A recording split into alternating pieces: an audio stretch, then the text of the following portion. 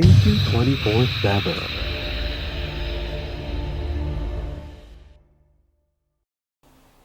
It is said that home is where the heart is. And for many people, it doesn't matter where that place is as long as they can find love.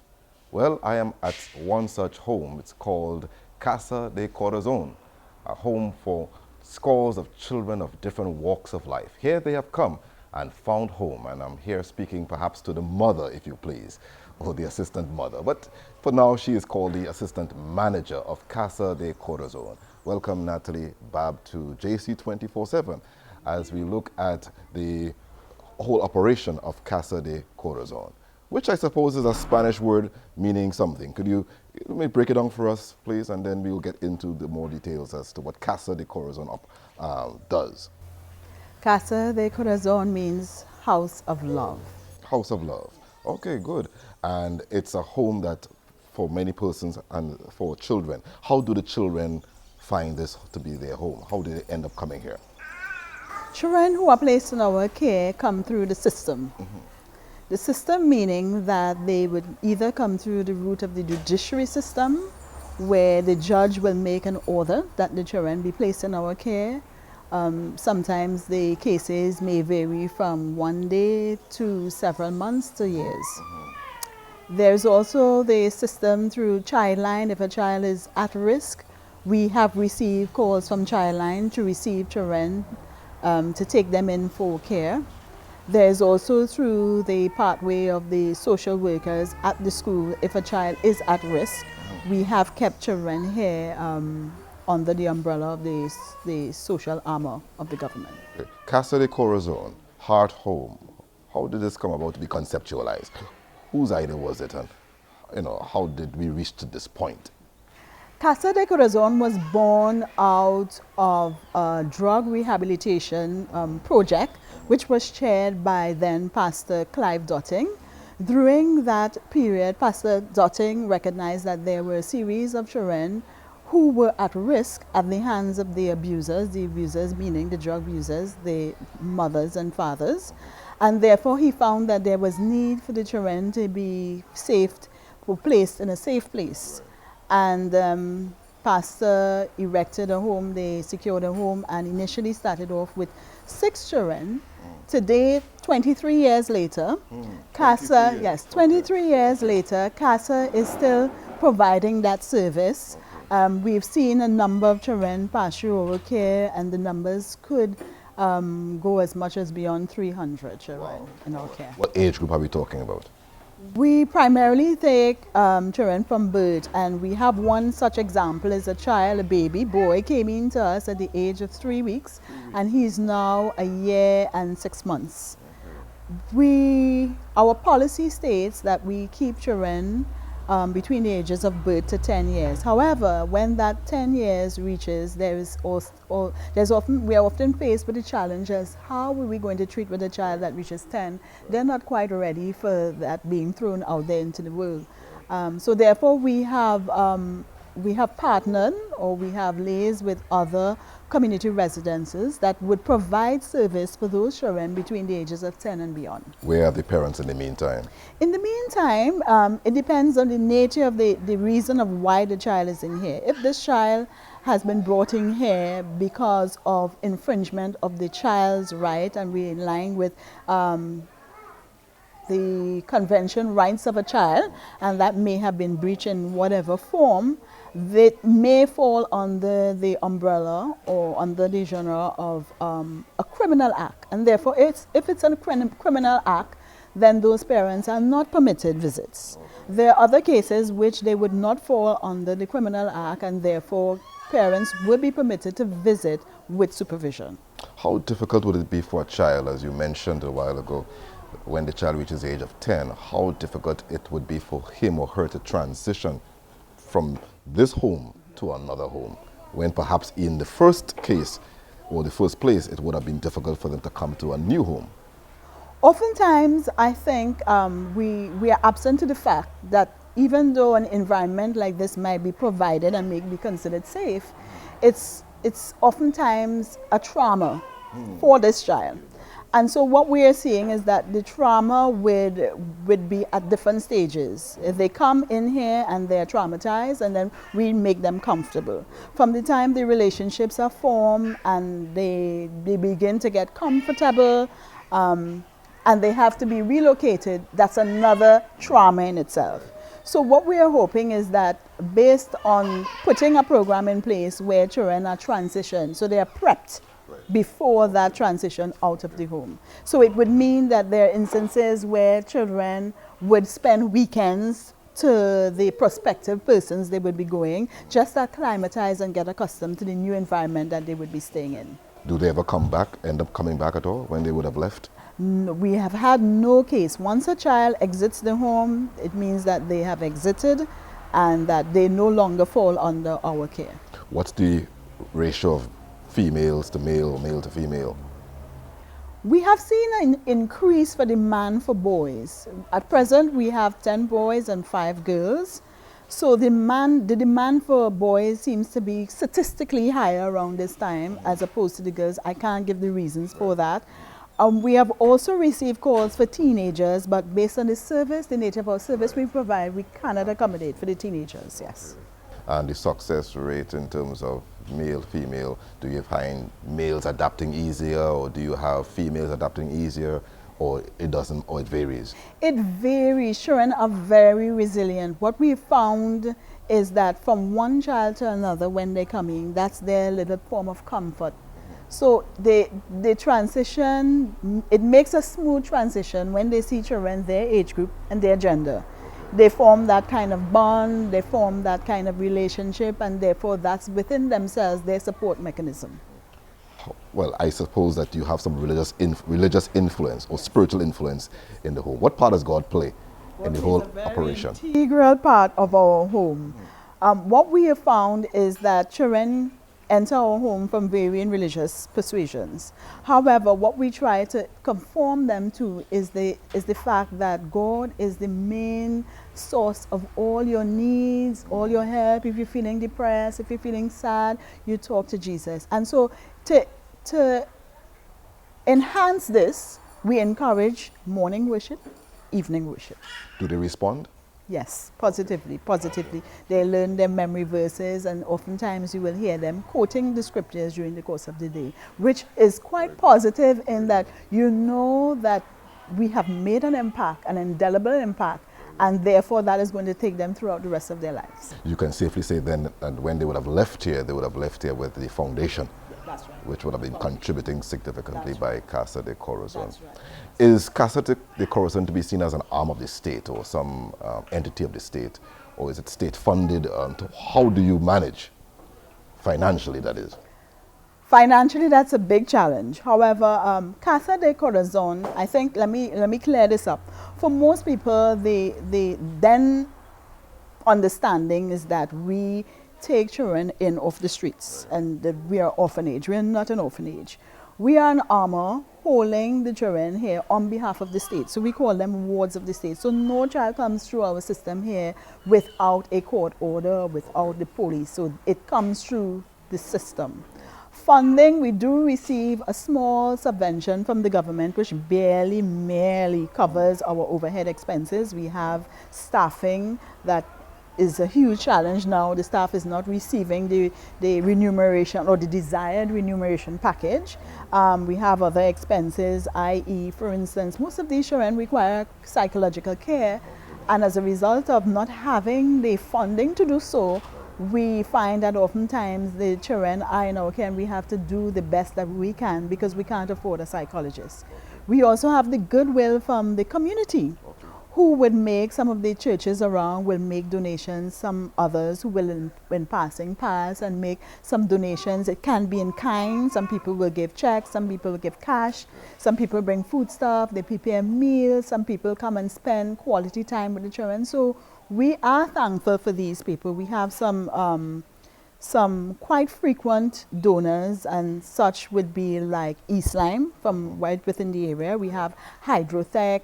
We have Phoenix Park Processors, which is one of our stakeholders. One of our board members is actually from Phoenix Park. They have helped to make this building what it is today.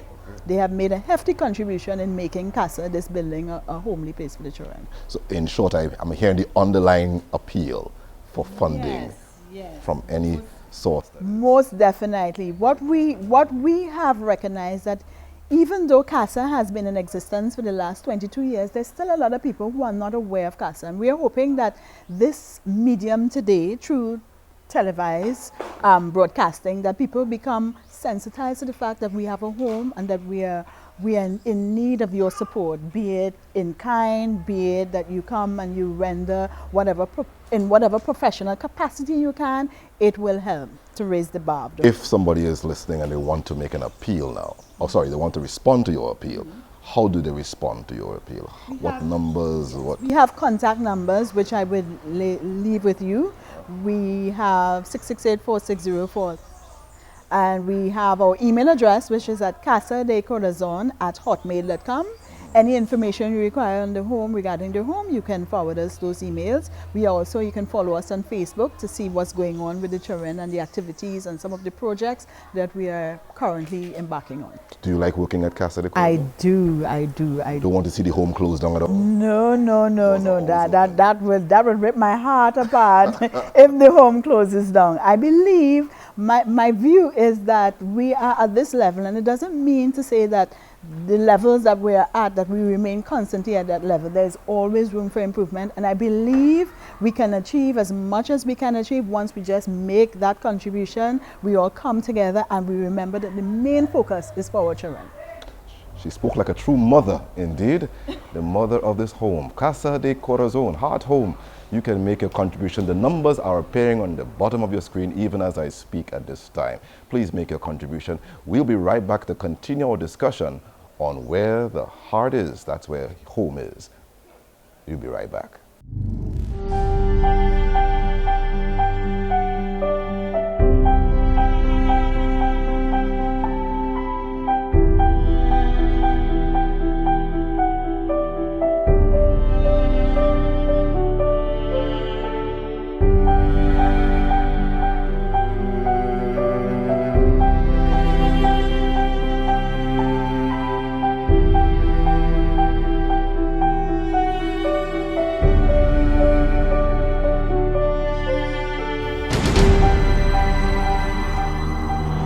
I am 11 years old. I was at Casa de Corazon for 3 years. I like how they treat you, how they help you out with all your matters and your schoolwork, and send you to school every day looking good. I attend the Manzana River Government Primary School. I learned that God created everyone in the world and He will come back for you one day. I like how I draw and paint, and how I do my schoolwork. I like how I read plenty, in Blyton especially. I would like to be a scientist. Once there was a great excitement in P4 village. You have behaved very well this year, said the children.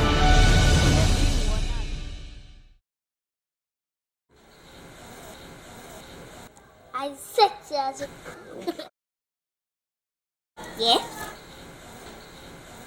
Because we getting good treatment. Like we going out and we going to go in the water park and in the beach, and we going to go in Tobago to listen to the right voices.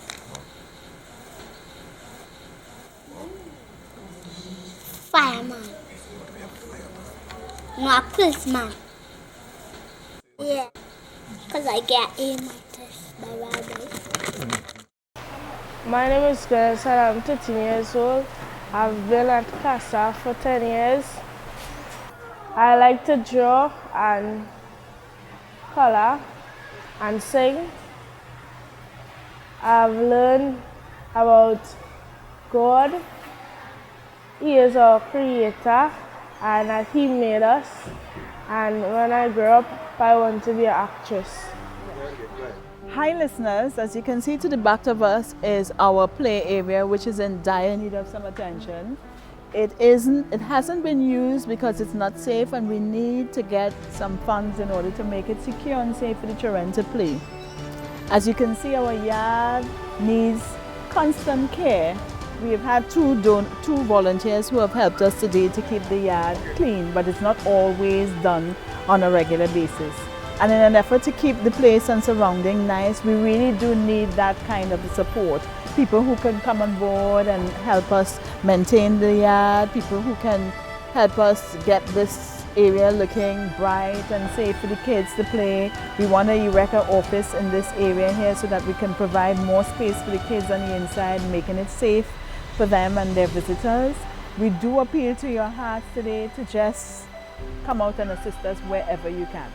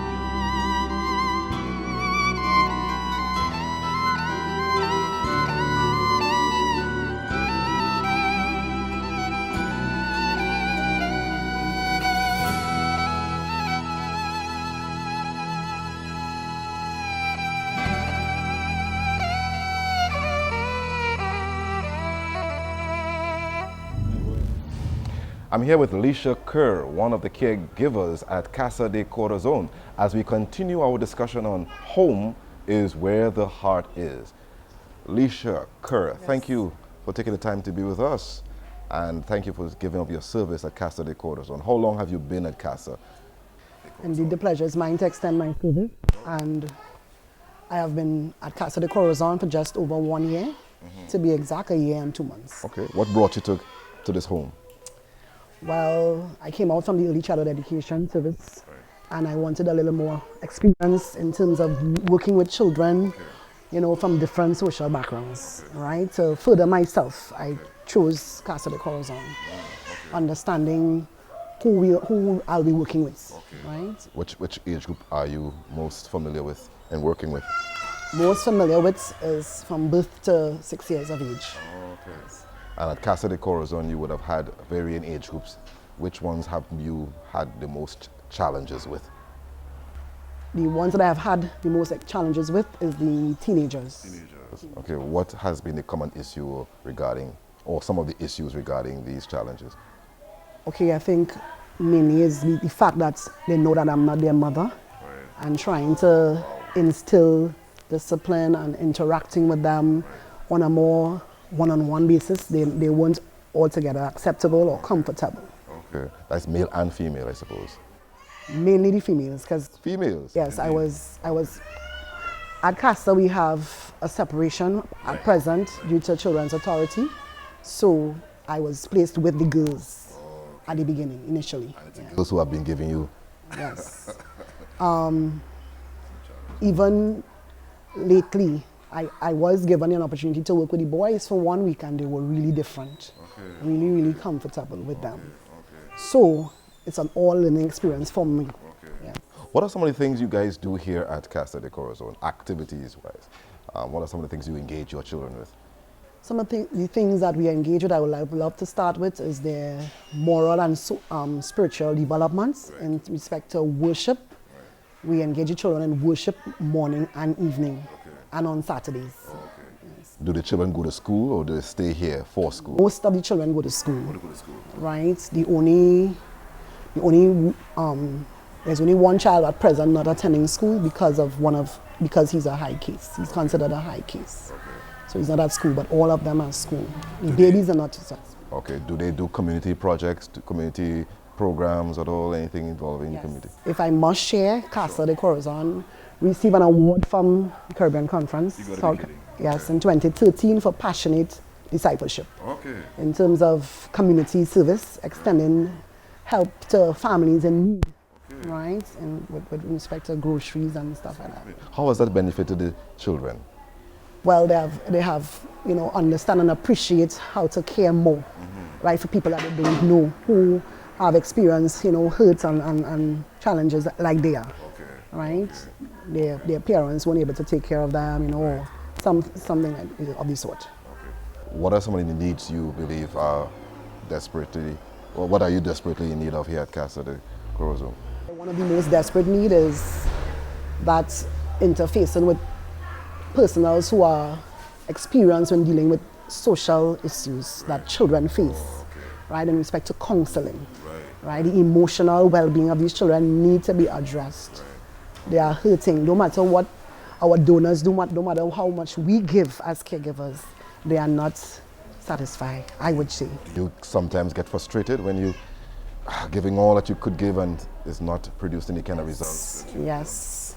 From time to time, we have to share the children's challenges and their experiences with management. And sometimes you are repeating yourself on certain children. You know, you don't know how again. You have been praying, you have been sharing with them who is behind all of the hurt, who is behind all the anger, you know, and what to keep away with. We go so far to share with the children, you must listen to good voices. And we are saying this over and over again, and to no avail. And despite all of that, you still want to be at Casa de Corazon, I presume? In spite of all of that, I'm still here at Casa de Corazon. What brings you a sense of fulfillment, therefore, to keep you here at Casa? What have brought me a sense of fulfillment to be at Casa is when you can meet them and bring them together, both boys and girls, to work on outdoor events. One such event was on a fun and family day at one of the core sponsors, United Way. They had the children prepare banners on anti-bullying, right? And they really came together, both boys and girls, and prepared a banner. It wasn't placed first, but to see them working on that banner and making sure it, represents Casa de Corazon and their spiritual belief was excellent. It was tremendous. Both caregivers and children assisted in that. What to you, therefore, stands out as perhaps one of the high points? One of the high points is working with the babies, seeing the children interact with each other, right? And also caregivers, in spite of our differences, we tend to pull together in spite of our differences and be examples for the children. Beautiful, beautiful. One of the success stories I would have heard from Natalie Babb, the assistant manager, is that children go on to be, to university level. Some have passed with St. Anthony's College. And recently, one of our students sat exam this year and was successful at the SCA exams, passing for his second choice. Yeah. Good. What part, therefore, in closing and wrapping up, how do you see God playing his part in helping them to reach this far? Because of the daily involvement in worship, right? They go out there and excel. They understand that they're not doing it on their own strength. Despite your limited resources, God is still doing much. That's right. In spite of the limited resources, in spite of what most children have and they don't have, they are still excelling. Beautiful, beautiful. Somebody says the most lonely place on the earth is a heart that is absent of love. Where there's laughter, where there's ringing, where there's smiling, where there's joy, wherever God is, he makes it a place for home. You heard the appeal from Mrs. Leisha Kerr and also from the assistant manager, Natalie Babb, as we continue to support Casa de Corazon. Send your contributions. The numbers are appearing on the bottom of your screen right this moment. And please make that call. Contribute to save a life and make a child or give a child a reason for living. Let us take this time just to remember our children as we bow our heads in prayer. Father, we thank you for Casa de Corazon. We thank you for the ministry of those who have passed through this institution and even those right now, Natalie Babb and Leisha Kerr and all the rest of the staff. We thank you for the children who have been responding, but there's much more to be done. And we pray that those who are looking on will find it in their hearts to make this home a place where others can come to dwell in peace and harmony. Thank you for what you have already done, but we look forward for what you shall continue to do in Casa de Corazon and by inclusion, the lives of those who pass through here. Thank you for hearing and answering this prayer through Jesus the Christ. Amen. Thank you for taking the time to be with us today on JC247. Thank you, Mrs. Leisha Kerr and Natalie Babb, and for all the children who responded. I will look forward to having you once again on JC247.